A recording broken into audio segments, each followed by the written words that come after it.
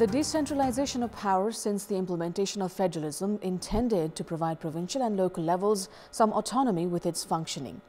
However, leaders and parties at the two tiers continue to rely on the centre for crucial decisions as provincial chief ministers, since reducing the number of ministries, have been making rounds of the capital in a bid to settle the issue of government equation.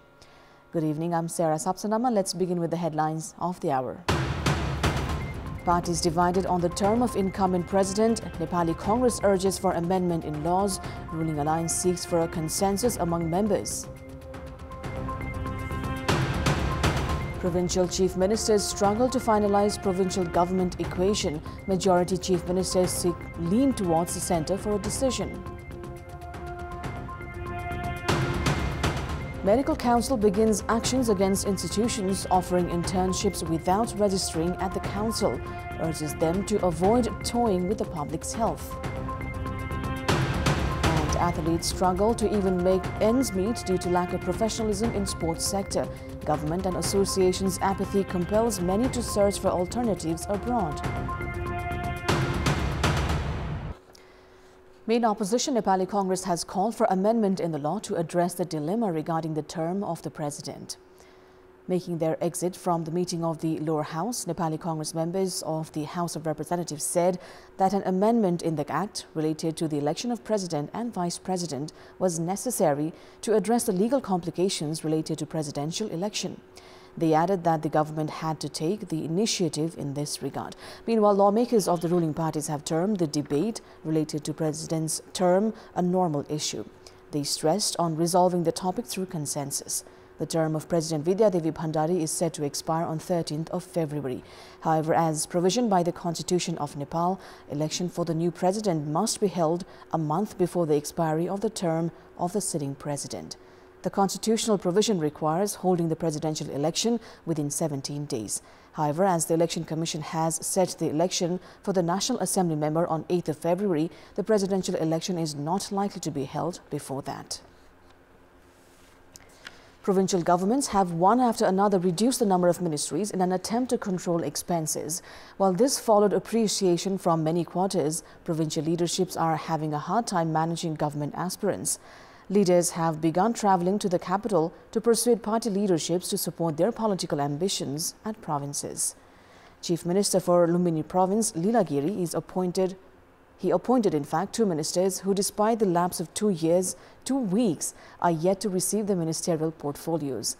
CPN Yamal, Maoist Center, Unified Socialist, Nagarik Unmukti, Janata Samajwadi and Loktantrik Samajwadi have lent their support to the Lumbini province government, all of whom have leaders aspiring to be a part of the government. Unable to manage the aspirants, Chief Minister Giri has travelled to the capital to seek support from the centre. The situation is same for Chief Minister of Sudur Paschim Province, Rajendra Rawal. The CPN Yamal leader is having a hard time addressing Nagarik Unmukti Party's demands, including the release of incarcerated Resham Chaudhary. Rawal, upon his arrival to the capital, has visited President Vidya Devi Bhandari, Prime Minister Pushpa Kamal Dahal and CPN Yamal Chair KP Sharma Oli, seeking for a way forward. Gandaki province has also decided to reduce the number of ministries from 12 to 7.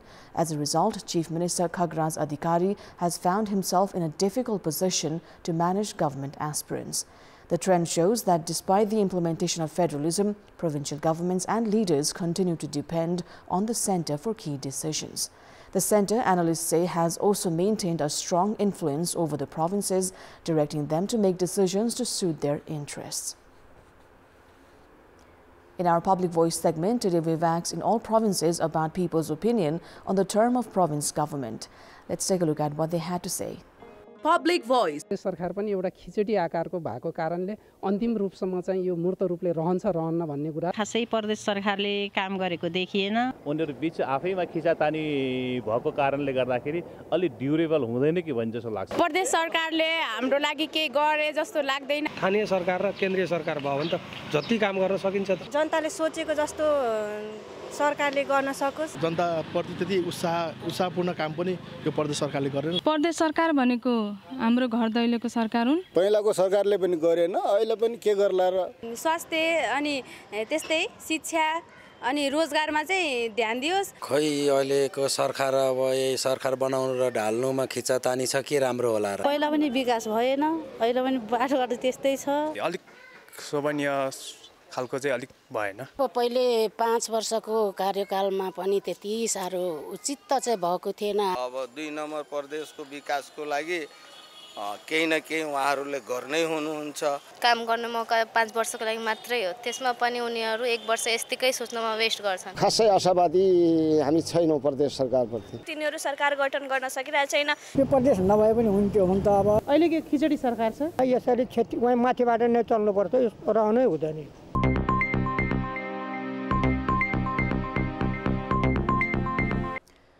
Medical Council has begun taking actions against medical colleges and health sciences academy that have been providing internships to students without registering at the commission.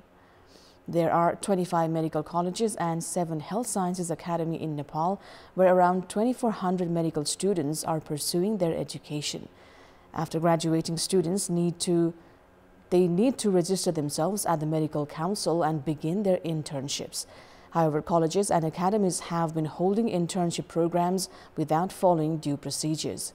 The council has hence taken action against officials of such colleges and students. Experts have warned such trend will result in grave mishandling of medical cases.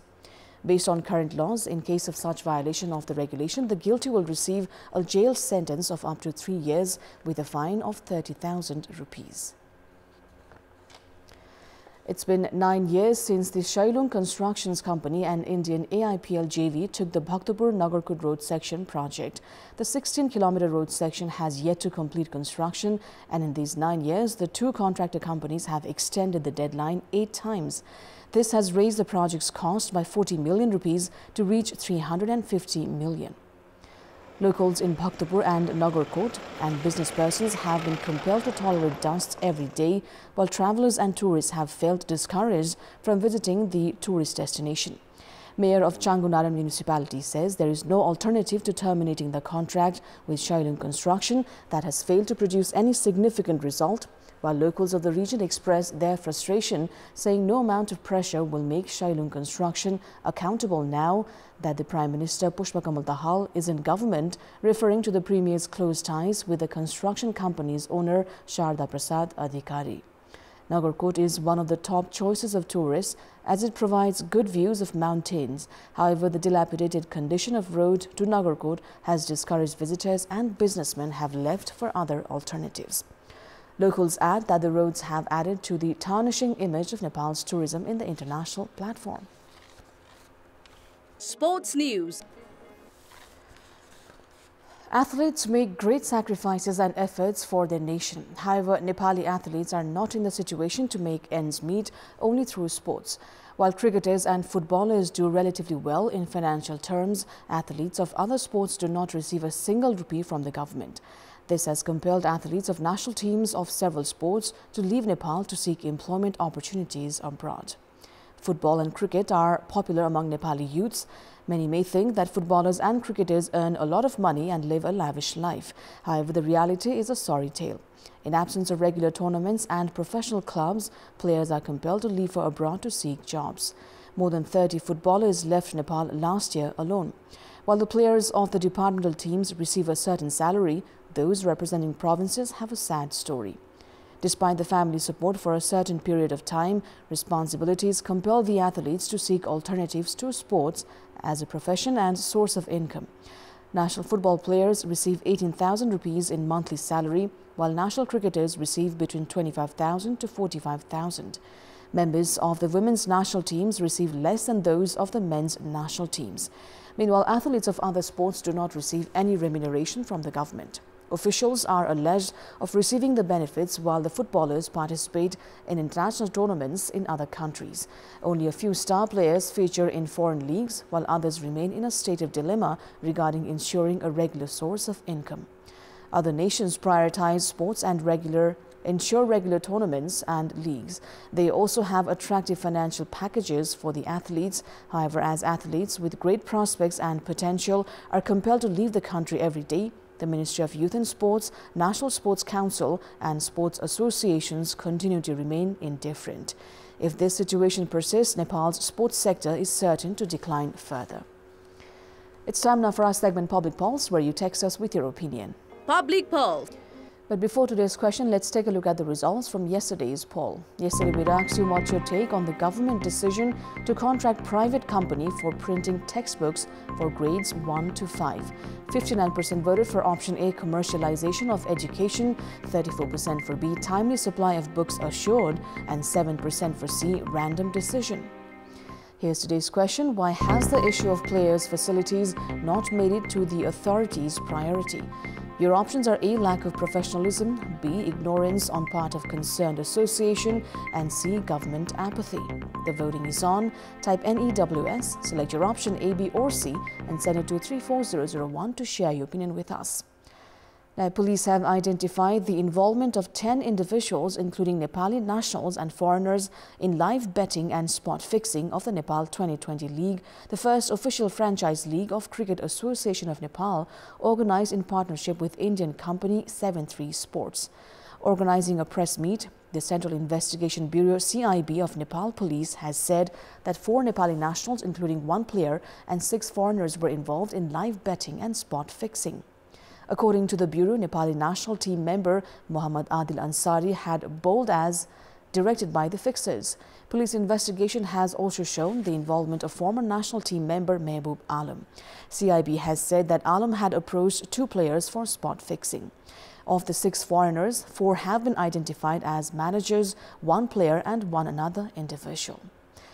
Moving on, defending champions Armed Police Force have secured their 2nd successive win in the women's category of the Tiger Cup volleyball tournament. In the match played today at the volleyball court of Pokhara Stadium, APF secured a straight win over New Diamond. APF appeared the better side and secured a 25-15 win in the first set. Despite an improved performance in the second set, New Diamond could not stop APF as the departmental team secured a 25-20 win before a one-sided third set where APF won 25-7. With the win, APF have 6 points. Prior to this, APF had secured a straight set win over Gandaki province. Meanwhile, New Diamond are yet to open their points account as they have lost both of the matches played so far. In another match played today, Trivan Army secured 25-10, 25-16, 25-16 win over Gandaki. It was Army's 2nd win, while Gandaki are yet to secure a victory. APF will now play Army while New Diamond go head-to-head against Gandaki. Up next is the weather update.